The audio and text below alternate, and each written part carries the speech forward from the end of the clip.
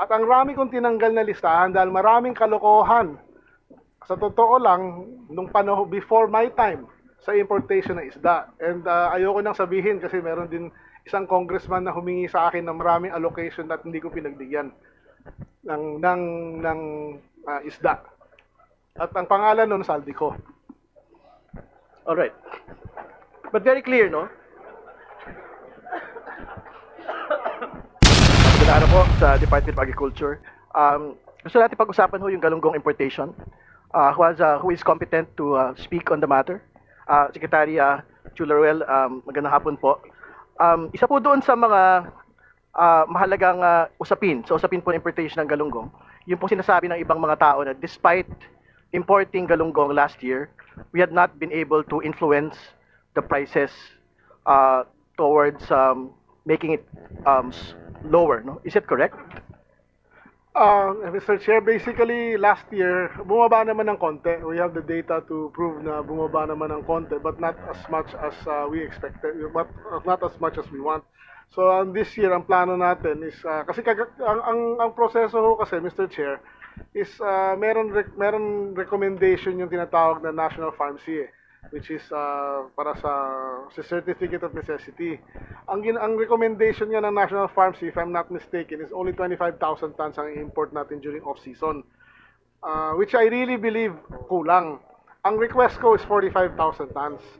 So ang ginawa ko lang to be on the safe side, dahil yan ang opinion ng mga groups, no, na stakeholders, I went in between 25 and 45, so naging 35. Which nagdagdag pa ako ng 3,000 dahil naubos na yung imported by mid of December. This year, so para hindi magkaroon ng magkakamali, ginawa ko ng 55,000 tons kahit na 35,000 lang ang kanilang nirekomenda para make sure na bumaba ito. So for the record po, Mr. Secretary, ano po yung percentage ng pagbaba, ng drop po from after importation? Sinabi niyo medyo maliit lang ho yung impact eh. So is it like maybe 5% lang? So is that percentage drop an acceptable drop or Unacceptable, Mr. it is an unacceptable? So okay, thank you for that response. And ngayon po, lalakihan niyo na po. Tama po ba? Yes, we will increase the volume and make sure na hindi i-hoard yung allocation nila. Kasi ang nangyayari din last year, even sa onions, na nabigyan ng allocation, tapos iniipit din nila yung pagdating eh. So ngayon, minomodify natin lahat na pag nagbigay ng allocation, mayroon tinatawag na must arrive date. Okay. Para lang buwan-buwan yung deficit ay mapuno or mas mahigit pa para bumaba. So ngayon po pag-usapan natin, Mr. Secretary, paano po ba yung proseso of getting the allocations for importers? Paano po nade-determine which importer will get this? Is there an equality in the allocation or is there like a prioritization? Dalawa yung ating ginabas sa CNI ngayon. One CNI is in 22,000 tons for mostly fish that are not caught in the Philippines or talagang kulang na kulang.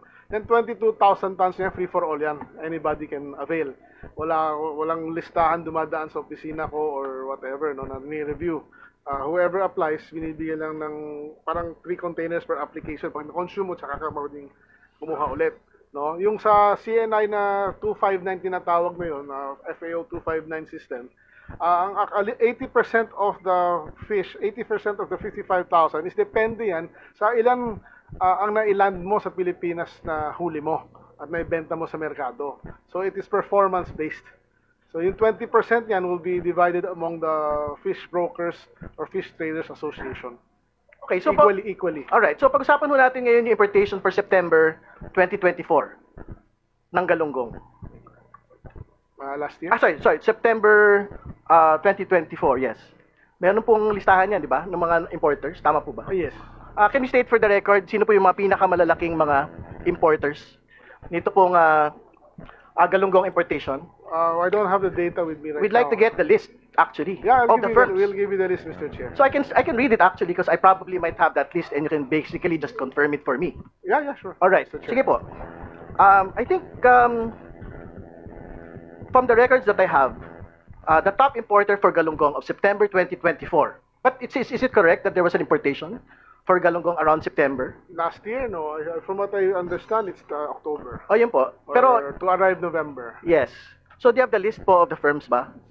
Sino po? We should have the list, of course. Yeah, I mean, can you actually provide the list na lang po? Para it doesn't I have guess to... provide tomorrow. I mean, but can you not give it now? I'm not sure if we have it. Sino po ba nagmamanage po niyan, Bureau BIFAR? of Fisheries, sir. Sige, is BIFAR ready with that list? Of the top importers for that We will galunggong provide because importation? it's a long list.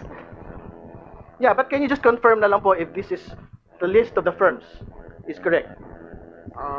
Yeah. Sige po. Sige. Top of mind, yes. Sige.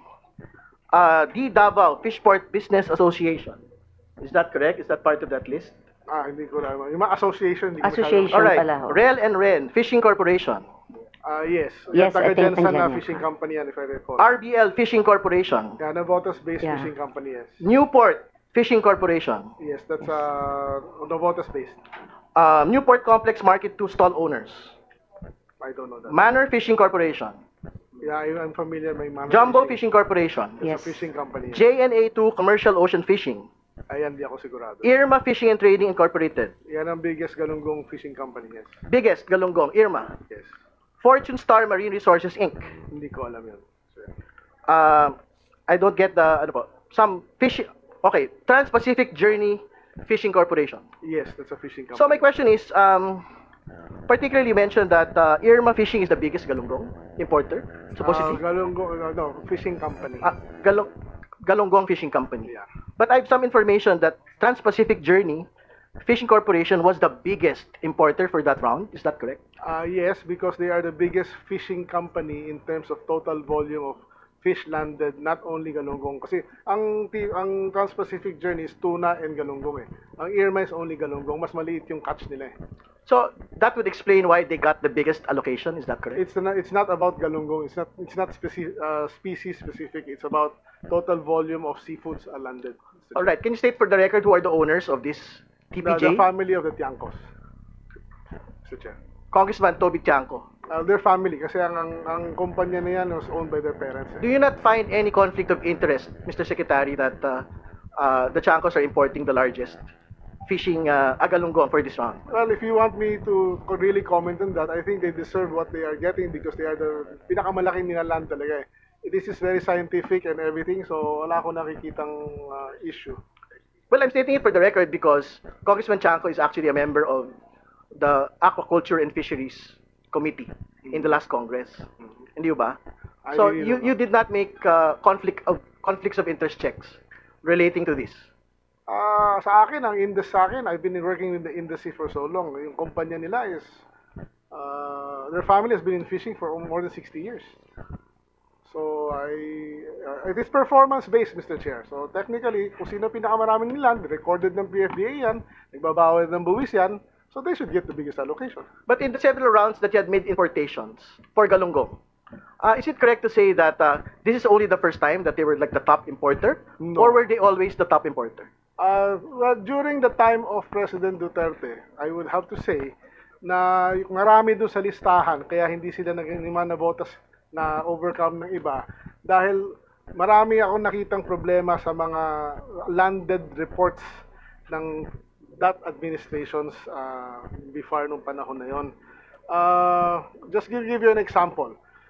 Ang ina-allow lang namin ngayon is lahat ng in-unload na actual figure na in-unload sa PFDA, fishery ports.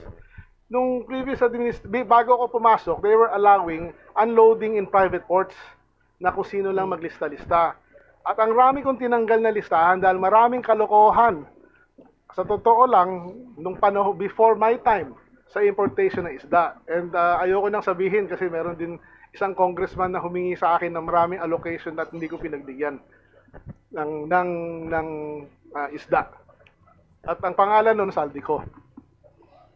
All right. But very clear, no? Okay. So pag-usapan ho natin, how many times have yung pong TPJ had actually been able to import, that they were the top importers? I don't have the figures, Mr. Chair, but palagi sila nasa top kasi they have one of the biggest volumes, Mr. Chair. All right. Sige ba, you mentioned Congressman Zaldico, so do you have more information about that? Well, I only have personal knowledge on the 3 companies he wanted me to give allocation kahit na may formula na kami. Hindi ako pumayag magbigay ng kahit isang container sa kanya sa 3 nominated companies niya. At ang isang kumpanya doon, pangalan pa, ZC Victory Fishing Corporation.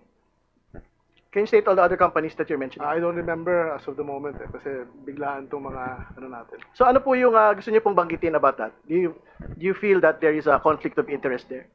Hindi naman. Ang sinasabi ko lang, we were being forced at that time to give him 3,000 containers of fish, which I did not agree. Well, very important that you mentioned being forced. No?